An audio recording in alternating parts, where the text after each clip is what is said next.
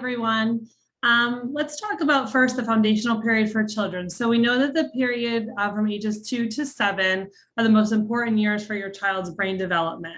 And like Ms. Monica said, with the pandemic and falling behind with that a little bit, it's more important than ever now that they have an opportunity to really lay the foundation for holistic education. And like we said, we're not just focusing on one piece. We really are looking at the whole child and everything that your child will need to be successful. So the 4 principles of early education that we of course want to encourage a love of learning, which all of our teachers here at VSA do on a daily basis. We want to focus not on the depth, on the breadth. We don't want to overlook emotional intelligence. That's so important to this whole process. And we don't want to treat young children's education as merely a precursor to real learning, because it is. So, you know, that foundation and the stronger foundation that they have now at this age, especially the very young ones, the more successful they'll be as they go up through the ranks of learning. So how children learn language? Well, a strong grasp of language is at the heart of writing. And so we need to start at the very basics and move up. Now here at VSA, we will do a diagnostic test for your child. So if you're not exactly sure where the need is, the diagnostic test will tell us, do we need to start here at the basic or move up a little bit? And your child will get you know, exactly what they need. So starting here would be the basic phonemic awareness, which is the ability to focus on those phonemes, those simple phonemes and spoken words. And here's an example of some of our phonics lessons. So those 1st and 2nd graders, so important. They're going to be exposed to the digraphs and blends and endings, the rules, which, you know, which letters go together and make which sounds. They'll have an opportunity to practice those phonics lessons together independently, and just really getting to the heart of what they need. So here again is a little poster for long vowel sounds spelling patterns that we will focus on in these 1st and 2nd grade classes. So the importance of reading fluency. So it really bridges the gap between word recognition and comprehension, which is the ultimate goal, that your child can comprehend and be a fluent reader. So we want them to move from from the decoding piece, which is the basic phonics, to becoming fluent readers. And what that means is they're going to pay attention to accuracy. They're going to learn to read with expression. We don't want them to sound like robots. We want them to know if they see exclamation points or different punctuations, how that should be coming across as a reader. The pace, we want to teach them that it has to sound natural, and it should sound natural. Punctuation, like I said, they're going to change their voice based on the punctuations that they see, and that will become automatic. And comprehension, which is really important, because once they can do all these things, then they're going to understand what they're reading. They're going to be able to answer those more complex questions, which will go across to all, not just these basic classes, but writing and the higher level. And there'll be math, those math problems get a little bit longer, the word problems, that's going to come into play there too, and they'll be able to do that very successfully. So here's some strategies that we use to teach reading to the young students.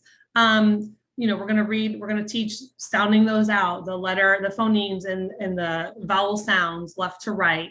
We're going to be doing a lot of looking at the pictures and how can that help us.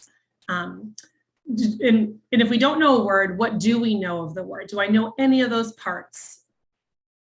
And does it look right? Does it sound right? And most importantly, we always say, does it make sense? Is the answer you're giving me or the word you're coming up with, does that make sense with the rest of what you're reading?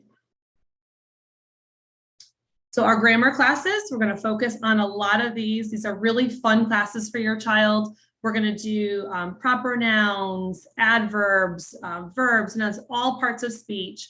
We're also going to focus on those irregulars that that don't follow any of those rules, and we're gonna think of ways that they can remember those. We're gonna do lots of whole group. We're also gonna do independent practice, lots of practice, like Miss Monica said.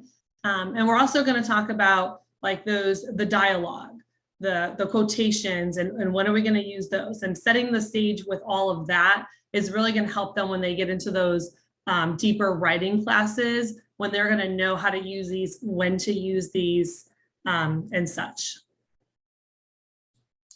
So what do good readers do? Well, we want your child we want it to become automatic. When before they read any sort of text, we want them to read the title, think to themselves, what am I going to be reading about? Look over, just kind of breeze through a little bit before they really sit down to read in depth. During reading, we talk a lot about visualizing, making those pictures in our head, making connections between their prior knowledge and what they're reading. And we do a lot of, we read part of our story and then we're going to make predictions, because that's what good readers do. If we have confusing parts, we're going to reread, and we're going to look for context clues that are going to help us get to better understand what we're reading. And then after reading, of course, we're always reflecting on what we read, and we're checking our predictions, were we right, and then making summaries that'll help us better understand what we were reading. So your child is going to have lots of exposure in these classes to both informational and literature texts. They're going to have opportunities to read these texts whole group. They're going to have opportunities to work on this and manipulate these texts using these graphic organizers, a couple of them that you see there. And then once they work independently, we come back together and we talk about it and we discuss it. And we have lots of meaningful conversations about what we're reading. Like this example here, this informational text, lots of text features that applies to almost anything that your child is going to read in any subject. And so knowing those pieces and being able to talk about them or why they're important is going to do wonders for your child in all areas. So we also are writing our writing process as a tool. So the writing process gives students the structure they need to be creative, and these students love to be creative. Like when it's time to write, they are so excited and they just have so many wonderful ideas. And so we're gonna break it down for them and teach them, especially at this young age, how should it look? What are the steps that we are going to take every time before we write, so that we're not just writing random, paragraphs or pages upon pages. We want to make sure it's meaningful. So they're going to learn the process, the writing process, like the pre-write, the drafts, the revising, the editing, and then finally the publishing. So a lot of those, lots and lots of practice, and it's not something, the process that is done in 1 week, for sure. It's several classes before we actually get to a whole to publish our work, but lots of practice, lots of brainstorming. But we really want your child to be creative, because we want it should be fun. And going through all these steps, they'll have lots of opportunities to work together and to share their writing. So here's some writing lessons and things that we're gonna talk about: introductions, and ask the reader a question, write a description. We talk a lot about, if we are writing our introduction, that is the first thing that the reader is going to see. So we want to make sure that is exciting for the reader, so that they'll keep reading. So we talk about different, what kinds of words can we use, vivid verbs. Instead of just saying run, what else could I say? So they'll have lots of opportunities to brainstorm and practice, just coming up with not just basic words. We don't want boring writing. We want them to be creative. This is the time to do it, and we'll give them the tools that they need to do that. So essays, here is an example of an essay by a second grader, and we'll talk about they will have their checklist when we get to the end and we're writing our essay. These are the pieces that they need to do. Did they provide a hook? Did they introduce the topic, and so on?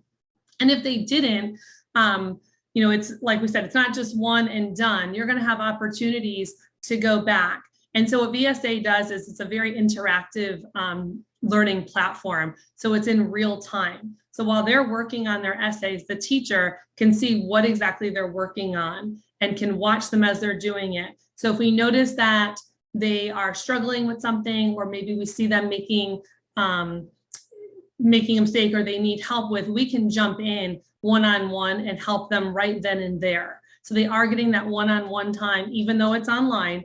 They're getting that one-on-one live time with the teacher that really helps, especially with something like writing an essay. So we have, for our virtual camp, we have a sample writing lesson. And so for here, we're going to talk about, we want to show, we don't want to tell how our characters are feeling. So I don't want you to say over and over that he was sad. I want you to show me that how was he sad or why. So an example would be, you can write a tear rolled down Juan's cheek. And then you didn't tell me he was sad, but the reader's going to know by those details what how he's feeling. If she was happy, we're going to say things like, this is awesome. We're going to go back to the grammar. We're going to use our exclamation points, and we're going to really put a lot of feeling into this. Again, it's taking it from one simple, he or she was happy, and really expanding it and letting them be creative. And this is a perfect opportunity for them to do so. So in this sentence, the writer is telling us that Tara is sad. So, but I think it would be more interesting if we gave details to show how Tara is feeling. So Tara fell off her bike and she was sad. Well, that's a terrible thing that she was sad, but I don't want you to tell me, I want you to show me. So I'm going to challenge you students to take this and stretch it and see how many details can they add to make the reader more engaged with what they're writing. So instead of just saying Tara fell off her bike, she was sad, I could say, Tara fell off her bike, she tumbled to the ground and grabbed her knee, and tears filled her eyes. So as you can see, we have taken two simple sentences and really stretched them and added lots of details to show how our character was feeling. And that is what's going to be really important to the writing process. We want students to be able to do this. We want students to be able to it will become automatic. We want them to get away from just saying, he or she was sad, and being able to really give lots and lots of detail and descriptive paragraphs. Again, how can we show what Stephen is feeling instead of telling? I don't want my writers to just say that Stephen is sad or scared. We want to show. So Stephen heard a noise in the dark, he was scared. So instead of saying that, I'm going to put, he sat up in bed shaking. Well, what was that? He said aloud. So you've got lots of things happening in that. So that is, we're showing how he is feeling. We're using dialogue, which what we'll be practicing as well with the quotations. He said aloud, we're just adding lots and lots of pieces. So by the time we get to the end essay, they have lots of practice, and it will set them up for very, very successful essays. Now, switching to math, which also we'll be working on this summer, we want them to really gain lots of confidence in math. We want them to be mathematical thinkers. We want them to be creative when they're coming up with ways to solve their math problems. And we want those problem-solving skills to be at the forefront of their mind all the time. So how are we going to do that? Intensive, interactive, and engaging lessons. So here's just a quick look at the first grade and second grade. We do a lot of, like they'll have their whiteboards, lots and lots of practice. They are going to have practice with all the standards that they need for first grade and second grade. Like I said, lots of group practice, lots of independent practice. And if they're getting it wrong, they're going to have additional practice to opportunities to improve. Same thing with second grade. They're going to have lots of opportunities to work together. Even though we're online, they're going to work together with a partner, with the whole group. Independent practice is very important too. So here is the first grade camp math curriculum. So even if your child is in VSA during the school year, rest assured that they will be getting not the same exact thing that they've gotten. They'll get the practice that they need, different lessons, but targeting what they need to be successful. So here we have regrouping. We're going to practice switch shapes. They're going to have lots of time to practice themselves, drawing pictures, writing equations that will help them solve these problems. There's a second grade camp math curriculum. Again, we're going to be looking at hundreds, tens, and ones. We're looking at those line plots, bar graphs, more word problems where we're taking information and displaying it on a graph, but also in an informational table. We're talking about rounding numbers. And again, lots of practice for this on their whiteboards, together in class, maybe with a partner, and lots of independent practice so that they can really, really understand the material and be ready to move on at the end. So here we have a sample math lesson. So we're going to practice subtraction with regrouping, which is always a challenging, but something that they really need to grasp at this level. So there's, again, goes back to that foundation that's going to help them be successful later in the math. So we know two different strategies to help us solve subtraction problems. So in this lesson, we've already practiced the make a 10 strategy. The second one is regrouping.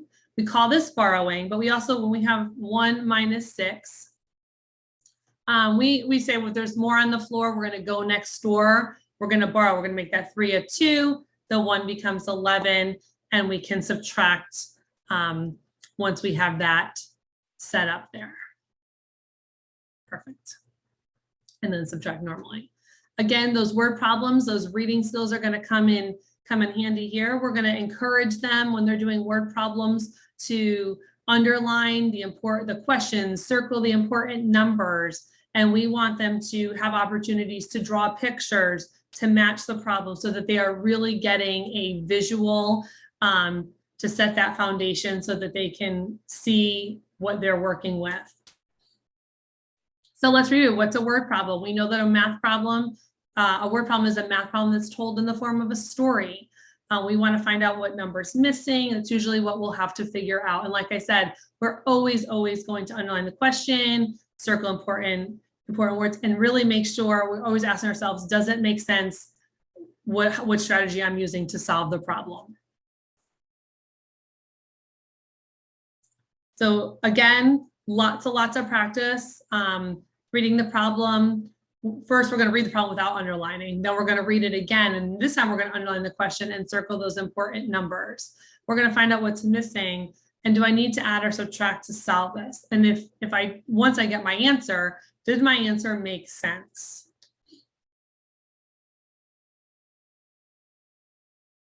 Here would be 1. Marcia has 48 sheets of colored paper. We're going to circle the 48. She makes a dollhouse with 31. We're going to circle that 31.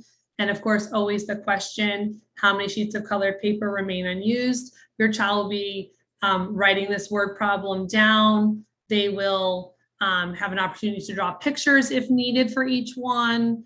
That will really, really help them have a strong mathematical foundation.